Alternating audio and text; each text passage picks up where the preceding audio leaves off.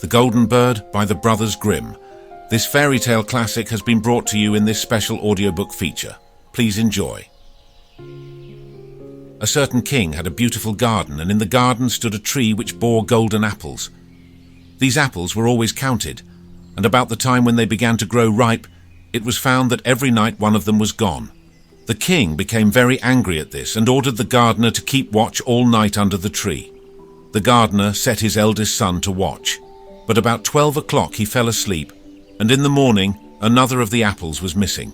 Then the second son was ordered to watch, and at midnight he too fell asleep, and in the morning another apple was gone. Then the third son offered to keep watch, but the gardener at first would not let him, for fear some harm should come to him. However, at last he consented, and the young man laid himself under the tree to watch. As the clock struck 12, he heard a rustling noise in the air, and a bird came flying that was of pure gold. And as it was snapping at one of the apples with its beak, the gardener's son jumped up and shot an arrow at it. But the arrow did the bird no harm, only it dropped a golden feather from its tail and then flew away. The golden feather was brought to the king in the morning, and all the council was called together. Everyone agreed that it was worth more than all the wealth of the kingdom. But the king said, "One feather is of no use to me. I must have the whole bird." Then the gardener's eldest son set out and thought to find the golden bird very easily. And when he had gone but a little way, he came to a wood. And by the side of the wood he saw a fox sitting. So he took his bow and made ready to shoot at it. Then the fox said, "Do not shoot me, for I will give you good counsel. I know what your business is, and that you want to find the golden bird. You will reach a village in the evening, and when you get there, you will see two inns opposite to each other, one of which is very pleasant and beautiful to look at. Go not in there, but rest for the night in the other, though it may appear to you to be very poor and mean." But the son thought to himself, "What can such a beast as this know about the matter?" So he shot his arrow at the fox, but he missed it, and it set up its tail above its back and ran into the wood. Then he went his way, and in the evening came to the village where the two inns were. And in one of these were people singing and dancing and feasting, but the other looked very dirty and poor. "I should be very silly," said he, "if I went to that shabby house and left this charming place." So he went into the smart house and ate and drank at his ease and forgot the bird and his country too. Time passed on, and as the eldest son did not come back, and no tidings were heard of him, the second son set out. And the same thing happened to him. He met the fox, who gave him the good advice, but when he came to the two inns, his eldest brother was standing at the window where the merrymaking was, and called to him to come in. And he could not withstand the temptation, but went in and forgot the golden bird and his country in the same manner. Time passed on again, and the youngest son too wished to set out into the wide world to seek for the golden bird. But his father would not listen to it for a long while, for he was very fond of his son and was afraid that some ill luck might happen to him also and prevent his coming back. However, at last it was agreed he should go, for he would not rest at home, and as he came to the wood he met the fox and heard the same good counsel. But he was thankful to the fox, and did not attempt his life as his brothers had done. So the fox said, "Sit upon my tail, and you will travel faster." So he sat down, and the fox began to run, and away they went over stock and stone so quick that their hair whistled in the wind. When they came to the village, the son followed the fox's counsel, and without looking about him went to the shabby inn and rested there all night at his ease. In the morning came the fox again and met him as he was beginning his journey, and said, "Go straight forward till you come to a castle before which lie a whole troop of soldiers, fast asleep and snoring. Take no notice of them, but go into the castle and pass on till you come to a room where the golden bird sits in a wooden cage. Close by it stands a beautiful golden cage, but do not try to take the bird out of the shabby cage and put it into the handsome one, otherwise you will repent it." Then the fox stretched out his tail again, and the young man sat himself down, and away they went over stock and stone till their hair whistled in the wind. Before the castle gate all was as the fox had said. So the son went in and found the chamber where the golden bird hung in a wooden cage, and below stood the golden cage, and the 3 golden apples that had been lost were lying close by it. Then thought he to himself, "It will be a very droll thing to bring away such a fine bird in this shabby cage." So he opened the door and took hold of it and put it into the golden cage, But the bird set up such a loud scream that all the soldiers awoke, and they took him prisoner and carried him before the king. The next morning the court sat to judge him, and when all was heard it sentenced him to die unless he should bring the king the golden horse, which could run as swiftly as the wind.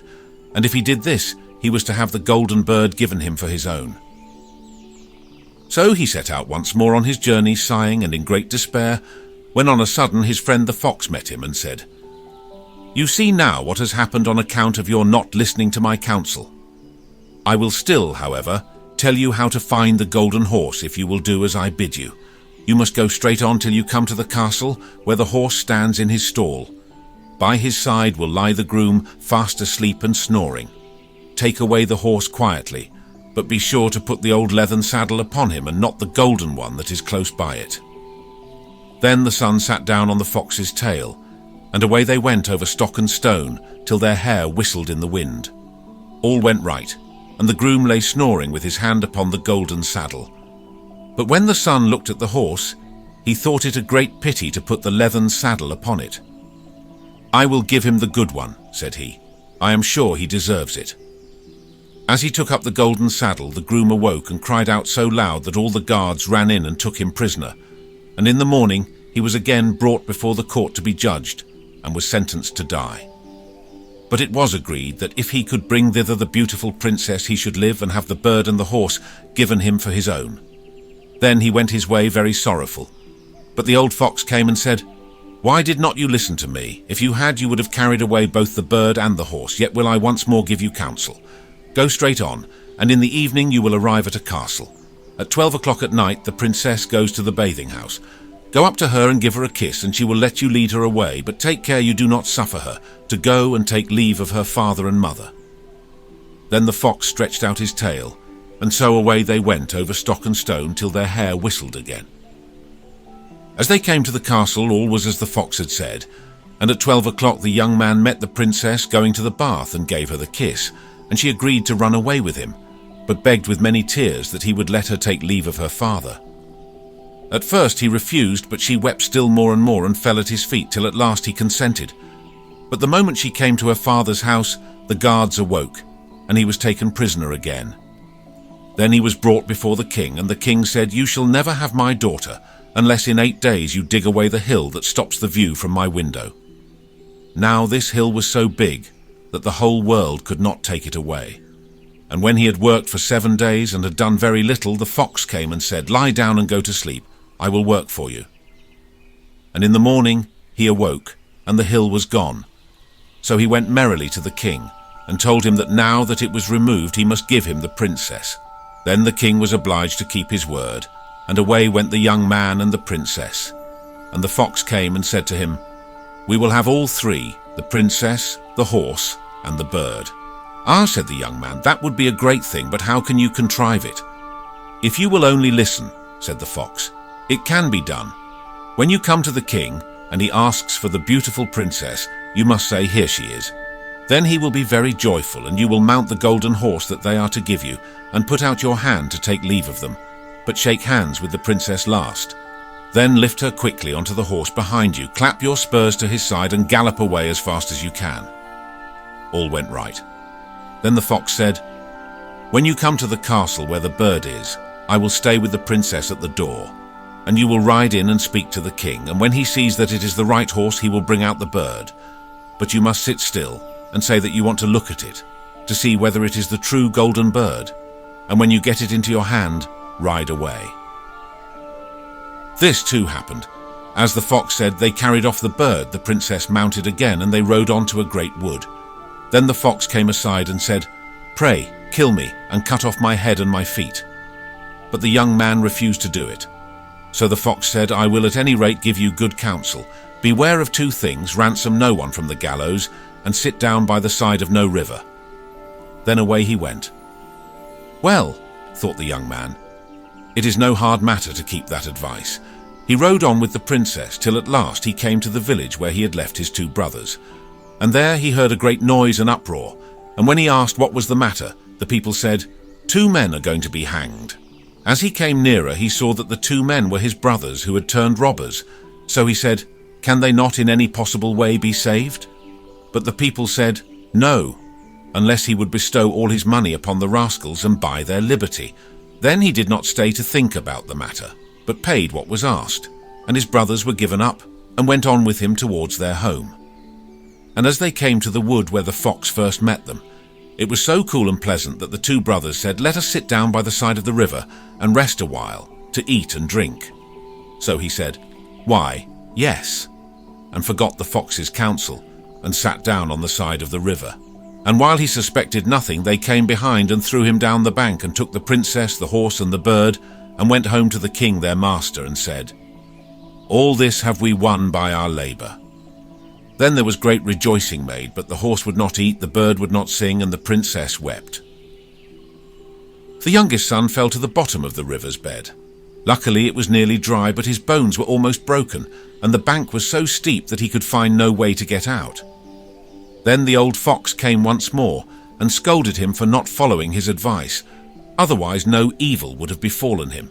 "Yet," said he, "I cannot leave you here, so lay hold of my tail and hold fast." Then he pulled him out of the river, and said to him, as he got upon the bank, "Your brothers have set watch to kill you if they find you in the kingdom." So he dressed himself as a poor man, and came secretly to the king's court, and was scarcely within the doors when the horse began to eat, and the bird to sing, and the princess left off weeping.